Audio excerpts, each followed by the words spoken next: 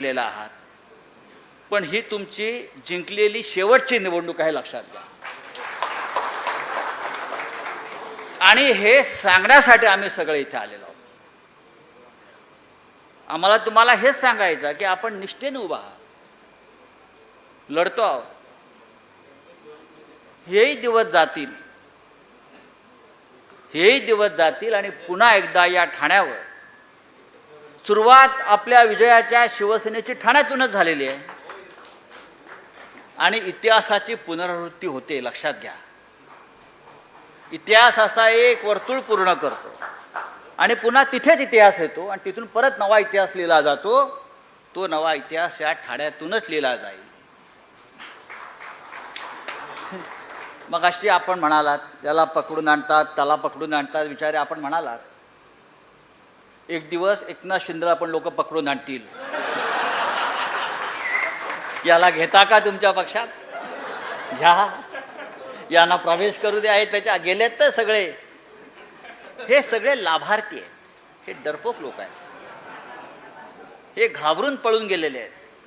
ह्यांच्याकडे फार मोठा विचार, नीतिमत्ता, स्वाभिमान, अभिमान हे औषधाला जरी असतं तरी त्यांनी हिंदू हृदय सम्राट बाळासाहेब ठाकरे यांच्या पक्षाशी इतकी बेईमानी केली नसती.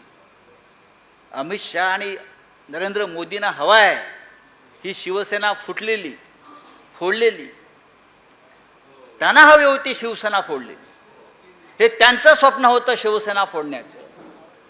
आणि म्हणून त्यांनी हे कमजोर कडी जी होती, डरपोक, त्यांना हाताशी पकडलं आणि आपला पक्ष फोडला. पाहू ना किती दिवस टिकतात ते. राजकारणामध्ये आम्हालाही आमचे केस पांढरे झाले, आम्ही पण कलर लावून फिरतो आता म्हणावं. आम्ही फिरतो, तुम्ही दाढीला लावता, आम्ही डोक्याला लावतो. दाढीला हलक्यात घेऊ नका, आम्ही हलक्यातच घेतो तुम्हाला. आम्ही हलक्यातच घेतो. आम्हाला तुम्हाला काय वजनदार समजण्याचं आम्हाला कारण नाही. सगळं तुमचं आम्ही आमच्या समोर डोळ्यांनी पाहिलेलं आहे. पण शिवसैनिकांनो, ही वेळ आता सुरू झालेली आहे लढाईची. ही वेळ आता झाला. आता लोकसभा झाली, विधानसभा झाली, आता महानगरपालिका येईल. शिवसेनेची सुरुवात इथून नगरपालिकेपासून झाली आणि नगरपालिकेपासूनच आम्ही पुन्हा आमच्या विजयाला सुरुवात करू.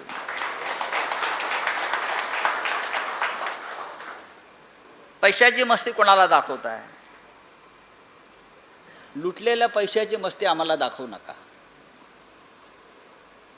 आम्ही जर लुटायला सुरुवात केली तर पहिले तुमच्या कमरेवरचे कपडे लुटू, तिथून सुरुवात करू. तुमच्याकडे काही नाही आहे, अब्रू तर गेलेलीच आहे तुमची.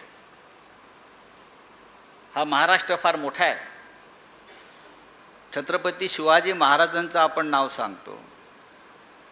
हिंदू हृदय सम्राट बाळासाहेब ठाकरे यांनी या महाराष्ट्राला स्वाभिमानी महाराष्ट्र अशी ओळख या देशात निर्माण करून दिली.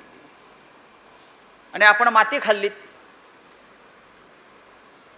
पुरा नाम मिट्टी में मिलाने की कोशिश करते.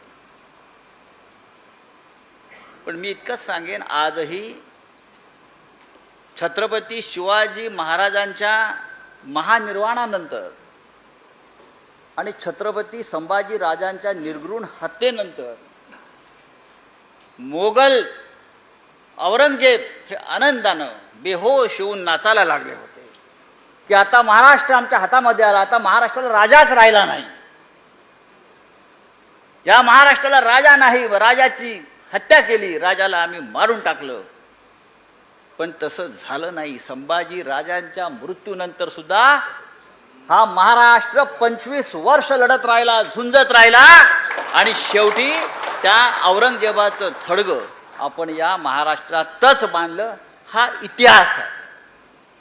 जे आमच्यावर चाल करून आलेले आहेत त्यांनी हा राज्याचा, महाराष्ट्राचा इतिहास जरा समजून घेतला पाहिजे. हा मराठ्यांचा इतिहास आहे, हा गद्दारांचा इतिहास नाही आहे. एकनाथ शिंदे हे कालपर्यंत आपल्या सगळ्यांचे सहकारी होते. त्यांच्या सुखदुःखात संकटामध्ये आम्ही त्यांच्या सोबत राहिलेलो आहोत.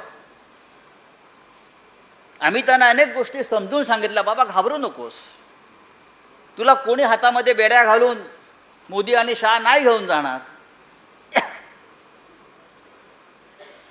पण शेवटी शरीर वाघाचं आणि काळीज उंदराचं. शरीर वाघाचं असलं, अशी आयाळ असली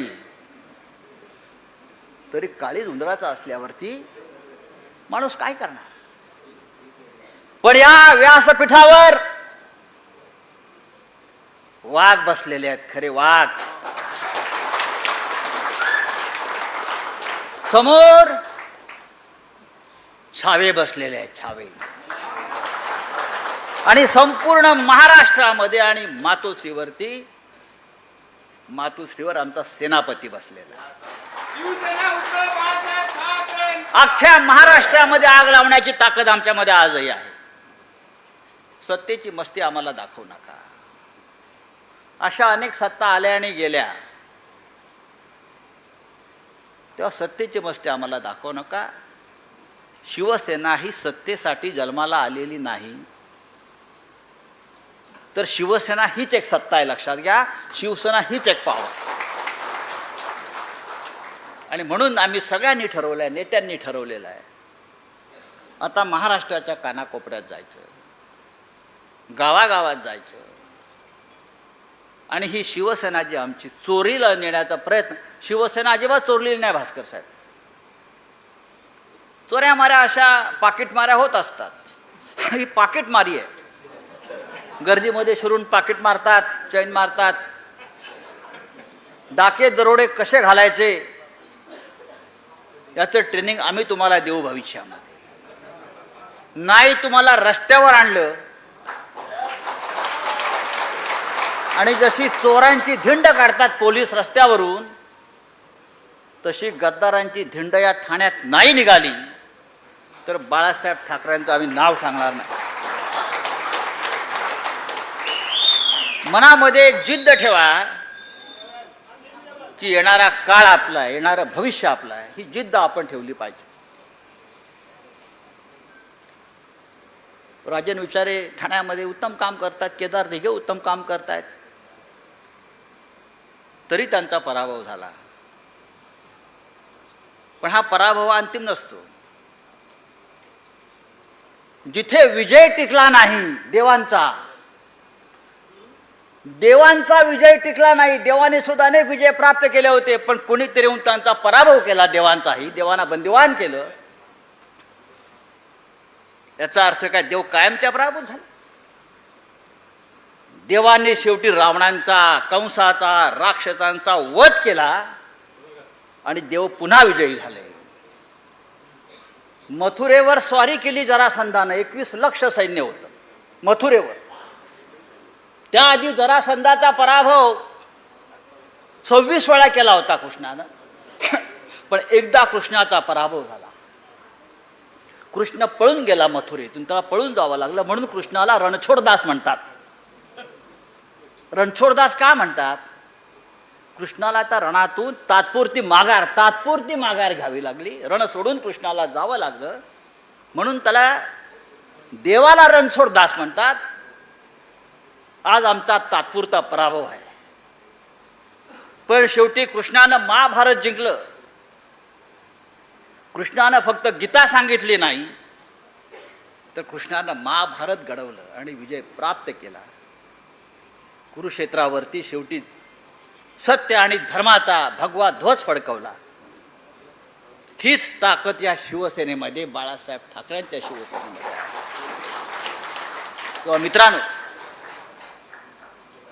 जास्त भाषण आम्ही केलं तर लोक आम्हाला भाषण माफिया म्हणतील. आम्ही गीता सांगायला आलेलो नाही, तर अर्जुनाप्रमाणे आम्हाला लढायचं आहे हे सांगण्यासाठी आलेलो. तेव्हा शिवसैनिक, महिला असतील, तरुण असतील, जुने शिवसैनिक असतील, आता ही वेळ लढण्याची आहे. ही वेळ संघटना मजबूत करण्याची आहे. संघटनेला जास्तीत जास्त वेळ देण्याची आहे. शिवसेनेचा कार्यक्रम हा घराघरात पोचवण्याची ही वेळ आहे. आणि मशाल हीच खरी शिवसेना.